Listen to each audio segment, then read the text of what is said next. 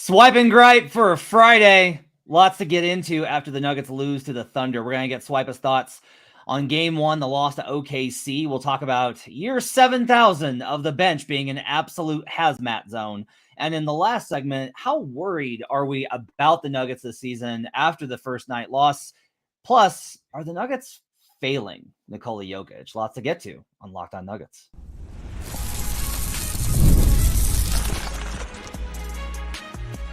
You are Locked On Nuggets, your daily Denver Nuggets podcast. Part of the Locked On Podcast Network, your team every day. Welcome to Locked On Nuggets, your daily Denver Nuggets podcast, part of the Locked On Podcast Network, your team every day. Thanks for joining us and making us part of your day. Appreciate you guys being with us Monday through Friday, being an everydayer. We love that you hang out with us every day. This is our 7th show this week. So we're just absolutely putting it chock full of Nuggets content for you. Want to let you know that your favorite podcast now is a newsletter. We are introducing the Locked On Nuggets daily newsletter. It's a one-stop for the ultimate team and league coverage. You're going to get big stories from Katie Heindel, who's a phenomenal writer. Mike Shearer from Basketball Poetry is going to do it on Thursday. Mike's awesome. I learn a lot of stuff from him, as well as you get our stuff daily. Last night, I wrote the Nuggets 10-piece, which is 10 quick things that you need to know about the game, including quotes from post-game, how to read those quotes, which is better than social media, like Nikola Jokic's comment about shooting. Lots of stuff to kind of get to. It's better to put stuff in perspective. You can find that on the Locked On Nuggets daily newsletter at lockedondaily.com. Today's show is brought to you by FanDuel. Make every moment more. You can start the season with a big return on FanDuel. Place your first $5 bet, and you'll get started with $200 in bonus bets guaranteed. Visit FanDuel.com to get started. My name is Matt Moore. I'm the senior NBA writer for the Action Network, co-host of Locked On NBA Daily. You can catch that show in the afternoons. I had a great discussion this morning about the Kawhi Leonard nonsense out in LA, as well as Victor Wembanyama struggling and how good Chet looked. Lots of stuff to get to. Check that out on Locked On NBA. I'm joined by Swipa. He's on Twitter at SwipaCam. You can catch him on the Swipa Show on his own YouTube channel after the games. Make sure to subscribe there as well. Player's Choice, lots of places you can find Swipa across the internet reacting. Swipa, let's just start right here, buddy, because I got my takes off last night at 1 o'clock in the morning and don't remember a lot of what I said. What was your big reaction to the game one loss to the Thunder? Big reaction. This team has not yet put their foot down on the gas pedal to get off the finish line, it feels like. They start off the game well. I believe it was 19-10, Matt. They started making a couple of substitutions, and then all of a sudden the team just completely lost grip of what it was doing. The audience through the audio side, Matt, felt very flat for a majority of that game. It didn't feel that roarous crowd and ovation and the adulation, and it just felt like the team was missing something. And it just feels like you have the starting five. They dominated. They played well for a good majority of the game, right? At least, in pockets. But then the Russell Westbrook substitution, I think the first turnover, Matt, I believe, from Russ was the pick and roll. Instead of throwing a bounce pocket pass, he threw it over the top of his head that led to a wide open transition for OKC. And then the team offense, the spacing when Jokic had AG and Russ on the roster, as we knew it would be, was just very interesting. And I think it changed the form of the game. I think Joker was beating the double teams right away. He was splitting them, finding wide open shooters, but they just weren't able to convert those shots. 7 of 39 yesterday. And I actually think that's great. Matt, if you told me that the Nuggets are averaging around 39 attempts a game, great. That's really good. Let's keep doing that. But Peyton did not look like he was confident as a shooter. First game back, obviously. CB, really good slashing, really good driving yesterday. Kind of the inverse of last year. Finished at a really high level from 2. No confidence on the three-point shot. Aaron Gordon shooting fadeaways or kind of walking into fadeaway 3, rocking to the right on the wing. That just had no chance of going. Jamal Murray, 4-14 yesterday. Porter didn't shoot well. So basically, of your 4 highest paid players, none of them shot well, except for Joker, I guess for a portion, even he finished 6 of 13. The team overall the juice. But I also want to say this, Matt, this did happen versus the Utah Jazz 2 years ago when they won the championship. So I know that opening games don't always matter to the degree of the rest of the season. So if they can come down and put that punch down, then yeah, that's cool. Then we need to lock in. Let's see it. I'm glad to see it. But from just a pure will standpoint, and I wouldn't even say OKC showed that crazy yesterday. Like OKC looked good. They look very like almost like Nuggets of last year when they were really dominating, like just very monotonous, like they're just making play after play after play. And Shea would get to his area. Kaysen would find a way. Aaron Wiggins would find a way. Chet was explosive on defense, getting back on offense, hitting shots within 2 at least. And they just had players that were just kind of stepping up in spots enough to kind of hold off the Nuggets on the other end. And then the Nuggets were letting Shea Gilgeous-Alexander get very deep when they would get within 7 or 5. Shea would all the way down into that 10-foot area, and then he would get a shot like right in front of the rim. I mean, overall, it just did not and doesn't look like a team that is desperate and wants to win badly. That just is not what's being communicated. And I also think that my concerns about players like Dario Saric on this roster, it just got really reaffirmed yesterday. I just feel like Matt, the Nuggets are just probably a guy and a half away a little bit from some of the things long term that I would want. Not in a regular season. I think they'll win those games because of the starting 5, but it just feels like they're still getting their synchronicity. They're still finding their new culture that they have with Russ and Julian getting more playing time and Christian being a starter, like, and Peyton coming off the bench and Saric. It feels like they're just kind of still waddling through a little bit, trying to find exactly who they are now. Yeah, I think what's interesting is, you mentioned effort and hunger, and you mentioned being a guy and a half short, and then there's like the scheme and all those types of things, right? And this is one of the things is you can't point to like one thing. You can't point to like, well, this is the problem, right? It's like, well, and that I do think that they're all kind of true, but I also think they're related, where it's like, look, you can probably be a guy and a half short if you play your heart out and you play with intensity and you're locked in, you play with joy. They did none of that last night. Going to work. I've been complaining about this all preseason. They just look like a bunch of guys going to work. And that's fine to be professional, but it's really hard to win that way in the NBA. Like, you need to play with a little bit of joy. It's just hard to just do the job. They look like a team that has always found easy stuff, and none of the easy stuff is there. And a lot of that's the personnel because they don't have the spacing, but a lot of that's also that they haven't changed anything and teams are used to them now. Like OKC knows how to guard them because they run the same actions and they haven't changed much of anything that I can see. I'm not the best guy to diagnose that, but from my eye, that's what it looks like to me, and then, so it's like scheme and approach from the players. And then it's like execution. And they're going to talk about like, yeah, we just shot badly. And they're not wrong. I looked this up on NBA and I'm not sure about this number. This data is kind of wonky sometimes, but they've got the Nuggets on 25 3-point attempts of 6+ feet from the closest defender. That's wide open. They hit 3 of them, 3 of 25. It feels right considering how they shot, but also just like Jamal, I think actually I liked a lot of the shots they generated for Jamal last night. They didn't go down, and I feel like those can go down with more work. MPJ will have a better game when he's not being hounded by OKC's defense. But like Christian, for as good as he was, missed his threes, and Russ took 6, and Peyton took 4. And they have to take some of those in order to try and open up the paint, but they're not going to respect you. And so like they don't have, like, this is the biggest thing. Everyone wants to talk about like KCP and like, well, he had 1 or 0 threes in 37 games last season, so half. And I'm like, yeah, but they guarded him like he was going to hit 4. And that changes the way that you're able to defend. And like that gravity component, even though I think it sometimes gets overstated, is a real problem. The bench, though, even though Jokic was -9, the bench also was a nightmare. And in the Jokic minutes as well. We'll get Swipa's thoughts on that, specifically the Dario Saric fit. We'll talk about Russell Westbrook and all that and more up next here on Locked On Nuggets.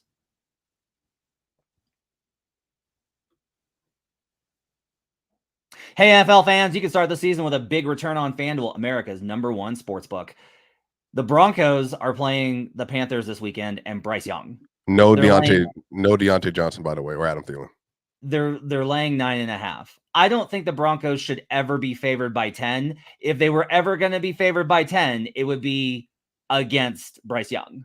So like, can't argue with you if you want to lay the points in this game. The under, however, feels like a very good bet because I don't know how the Panthers are going to score. When you get a hunch in the middle of the game, you can check out the latest stats, view live play-by-play, and so much more on the same page where you place your bets. You'll get started with $200 in bonus bets guaranteed when you place your first $5 bet. That's FanDuel.com. We'll be right back on Locked On Nuggets. Back here on Locked On Nuggets. Thanks for joining us. Appreciate you guys being with us here on a Friday.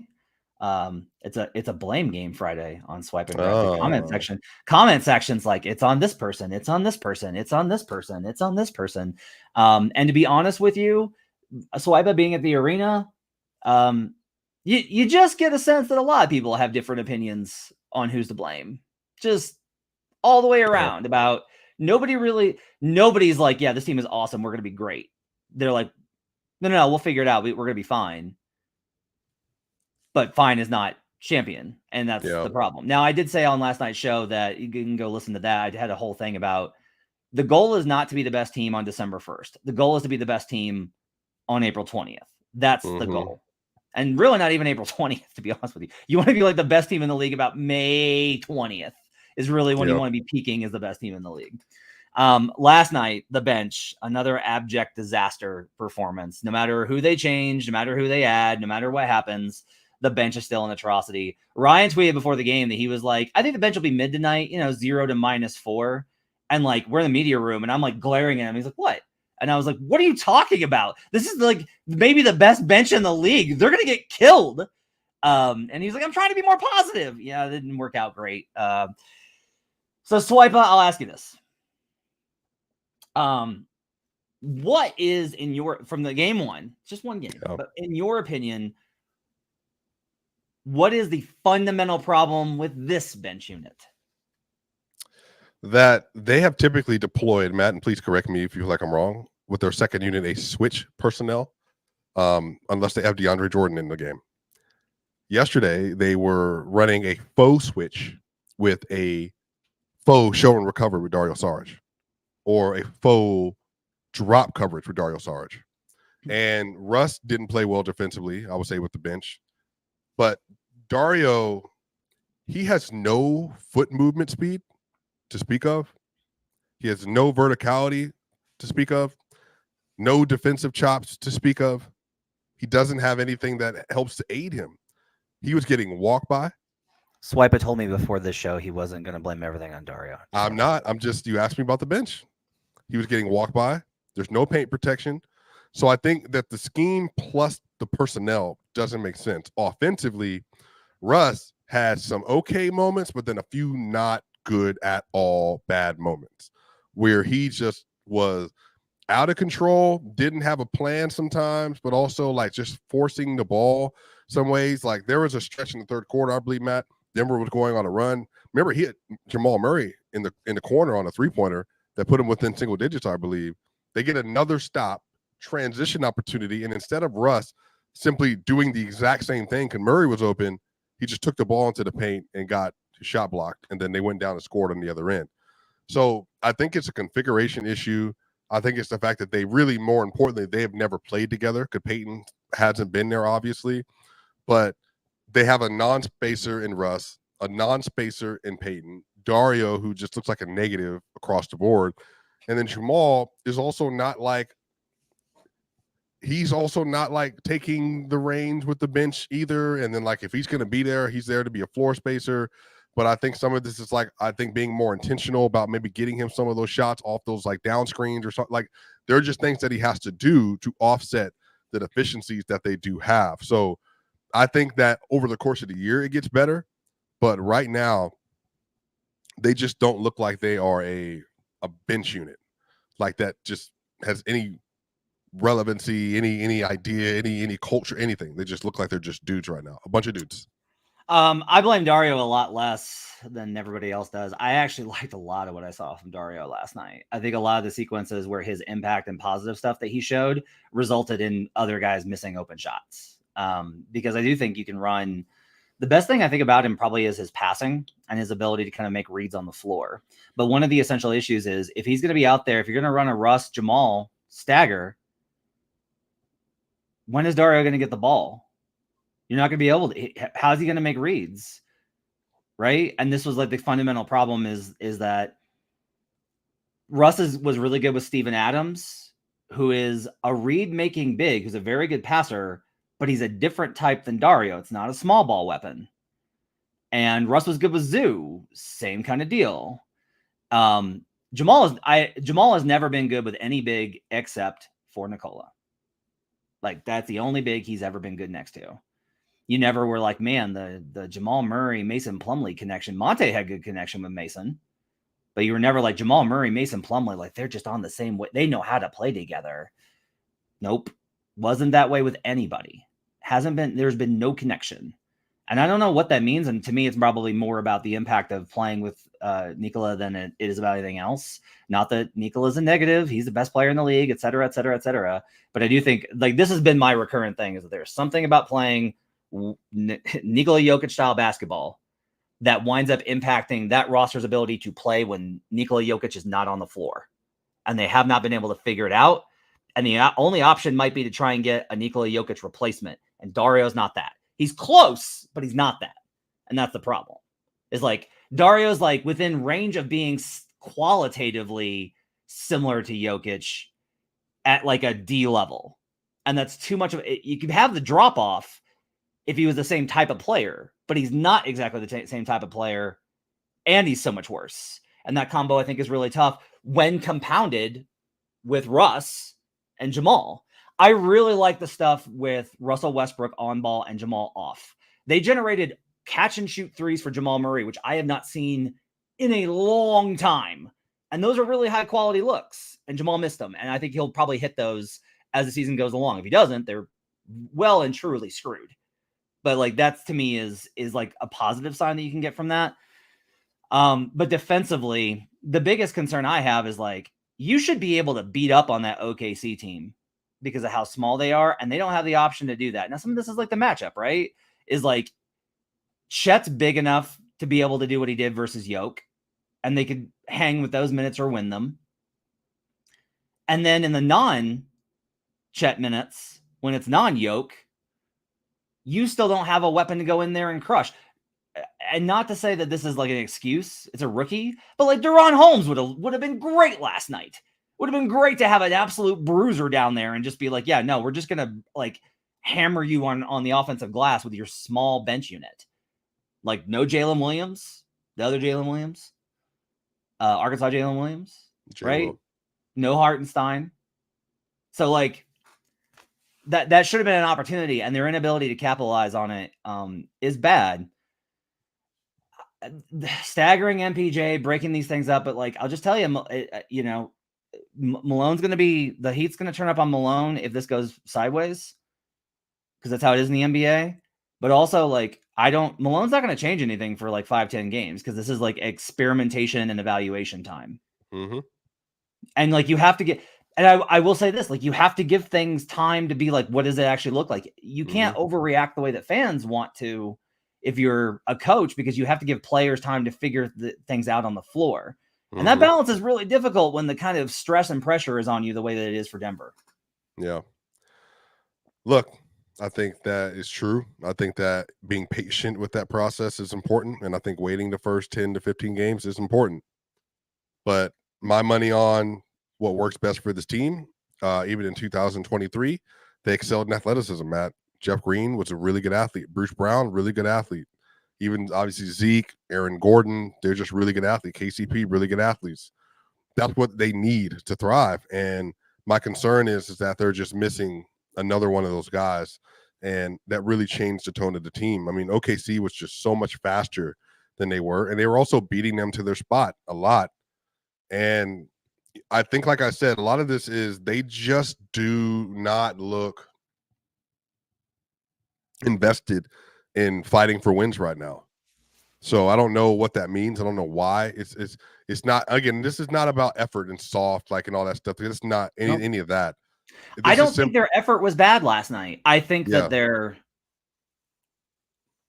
it was bad that they came out with a little bit of fire early, and then it was like, even when they were ahead, you mentioned the 1910. Yeah. Even when you were ahead, it felt like, oh man, like OKC is gonna catch them. It didn't feel like OKC was struggling. It just felt like Denver was ahead, and there's a difference there. You know? Yeah. I mean, I thought the way Denver was playing, I was like, well, they can stabilize these bench minutes a little bit, then there's a very well chance for them to go into the half with the lead. But there was no like intensity to the degree of like. Go ahead.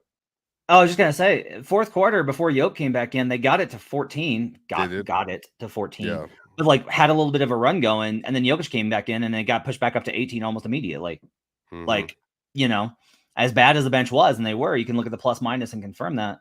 And man, like I do think that one of the things that we're gonna see is the starters, because of how, like, if Christian can keep playing like this, I think the starters are probably still gonna win their minutes. But the real crux is that it used to be the non-Yoke minutes were the problem. And last night, not only were the non-Yoke minutes a problem, but the Yoke and the bench minutes were bad. That's not something we've seen. Usually it's like you can put a pogo stick attached to a mop on the floor, and it's going to have a plus minus of 7 with Yoke. And the fact that they couldn't do that, I think, is concerning. Well, OKC was also playing Chet and SGA in Joker minutes yesterday. So they were like going full house. Basically have their two best players on the court, and then Chet would exit, and then Jokic would, whatever, obviously be out of the game. So it's one game. Don't want to overreact, but the court felt different. It just felt different yesterday because the Nuggets were just missing the spacing that they typically would need. The Russ minutes next to Jamal and Joker, it just looks, they're just figuring stuff out. I like that Noah's gone the full way here. Noah's like, but I'm afraid that Murray, Malone, and Booth need to go. You want to get rid of the starting point guard, the coach, and the GM. And the reason he feels that way is because everybody wants to praise Nikola and blame it on everybody else, which I understand. But we'll talk about on the other side if the Nuggets are failing Nikola Jokic. Plus, we'll get an answer on just how worried are we after the first game. We'll talk about that next here on Locked On Nuggets. Today's show is brought to you by PrizePicks. You can now win up to 100 times your money on PrizePicks with as little as 4 correct picks. It's the best way to get action on sports in over 30 states, including California, Florida, Georgia, and Texas. Sign up today and get $50 instantly when you play $5. You don't even need to win to receive the $50 bonus. It's guaranteed. PrizePicks is the best way to win real money this football season. Which players are going to go off? Which ones aren't? Make your picks in less than 60 seconds and turn your sports opinions into real money all season long on PrizePicks. You can get on Bo Nix has got to rush for like 2 touchdowns in this game. Got to rush for like 2 touchdowns in this game. Download the app today and use code LOCKEDONNBA for $50 instantly after you play your first $5 lineup. That's promo code LOCKEDONNBA to get $50 instantly after you play your first $5 lineup. PrizePicks. Run your game. We'll be right back on Locked On Nuggets. Back here on Locked On Nuggets. Thanks for joining us and making us part of your day. Make sure to check out the Locked On Daily newsletter at LockedOnDaily.com. We'll have a new edition for you on Monday after No Jinx. We'll break down what we saw in the Clippers game, etc. Have that for you on Monday, so make sure to subscribe right now at LockedOnDaily.com. Okay, Swipa. So let's tackle the big question here. You've been critical of the Nuggets because Nikola Jokic has not been surrounded by an all-star or an all-NBA caliber player. The roster's gotten worse the last 2 years in a row. And now we're seeing the familiar conversation with Nikola that we've seen with other stars, which is this team is failing him. And we're going to start seeing, there's even people that pop up in our comments being like, they need to trade Nikola Jokic, which if you're doing that, you're not a Nuggets fan. It's fine. You can be a Jokic stan. That's fine. But you're not a Nuggets fan. Maybe this isn't the show for you. My question for you is, this is one game. Like, we're overreacting to one game because it's a worrisome summer, a bad preseason, and a bad opening night versus the best team in the West. We're overreacting for sure. But I just want to ask you, like, do you feel like the Denver Nuggets are failing Nikola Jokic? I think failing is a very subjective position to take. Matt and I have gotten into this multiple times, but I would also like to say that I think the best player in the league, you always carry the most responsibility. I think that you have the biggest task, that you have the biggest burden, and that you must answer to that. From Jordan to Shaq to LeBron or Kobe, but LeBron to Jokic. But I think the problem is, Matt, is that what I would also add to that is that you still have to have a very, very high level, competent roster around it. I mean, like very high level. Kobe had very high level rosters. So did Shaq. Obviously, Jordan. LeBron has had multiple very high level rosters around him.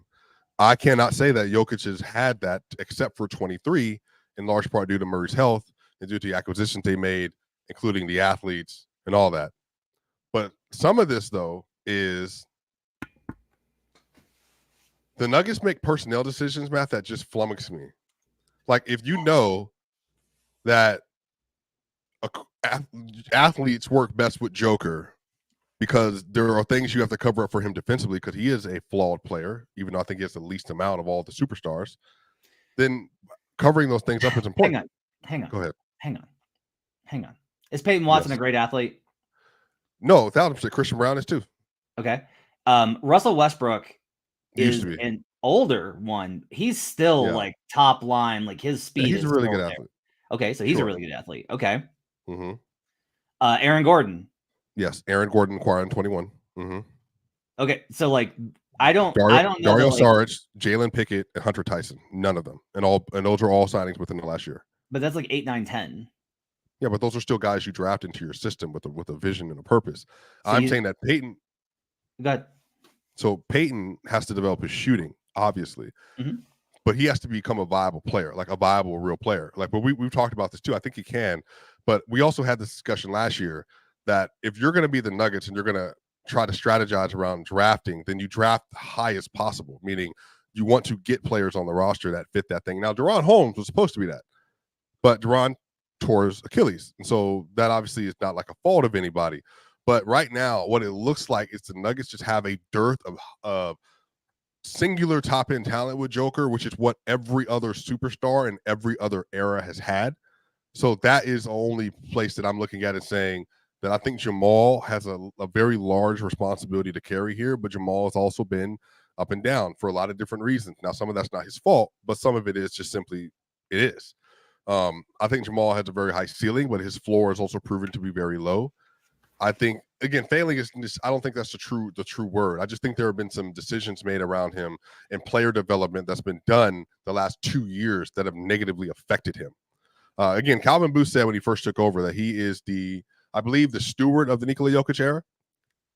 And so the question then you have to ask is, since that point, how has the team improved and or gotten better, and how have you been able to kind of build around that? Well, KCP gone. That's a financial decision largely because of the apron. Bruce Brown, you couldn't pay. Jeff Green, we got $9 million. I wasn't paying that. So then who do you replace it with? Okay, Peyton Watson, Christian Brown, both very flawed offensive players, and they're presenting their new unique challenges to the Denver Nuggets. I just think that there are some things that could have been done a little bit differently to assist this team, but ultimately it comes down to your top four. Your top four have to be the ones to put you over. They're the ones making the most money. That's just the way it works. They didn't play well yesterday. Simply. I think if they play well, they win. They didn't play well, they lost. So I'm not even even the bench minutes were sloppy because the top four didn't play well. So some of this is they have to come to the party and do their job consistently throughout the course of the game. And I think a lot of this changes, but there are different decisions that I would have made if I was Calvin at the same time, if that makes sense. Yeah, it does. I think it makes perfect sense. I think when you look back 2 years, the interesting question, because I think it's interesting that everybody has a different answer for this. Again, we talked about what's the problem with the Nuggets? It's this, it's that, it's this, it's that. I think if you look back 2 years ago, what is missing from that team now? And you can argue it's athleticism. I don't think so. You can argue it's shooting. Well, Bruce Brown wasn't a positive shooter per right. se. He wasn't a positive shooter. It's a type of athleticism, though. Bruce Brown was a finisher, a very athletic downhill player who was also a good finisher. Yeah, so I think, but for me, it's even less so the athleticism, though, man. I think it's more about you need good veteran players. Mm-hmm. Agree. And this is the struggle, though, because the one thing that the CBA does not allow for if you're top heavy is good NBA veteran players. You can go get, I'm trying to think who's like an end of the bench guy right now. Eric Gordon. Okay. You can go get Eric Gordon, right? Like you see, you're shaking the head. Yeah. Or you can have Julian Strother, who I think Julian's going to be a good NBA player. It's just really early for him. He didn't play much last year. Right? And so you're trapped into this dichotomy unless you there are options, but I don't want to talk about those yet because this is one game. But there are this is kind of the thing is you are probably better off with Nikola Jokic having more options of good than 3 options of great. And I think that Jamal Murray, when healthy and engaged, Aaron Gordon, and Michael Porter Jr. are all great players. And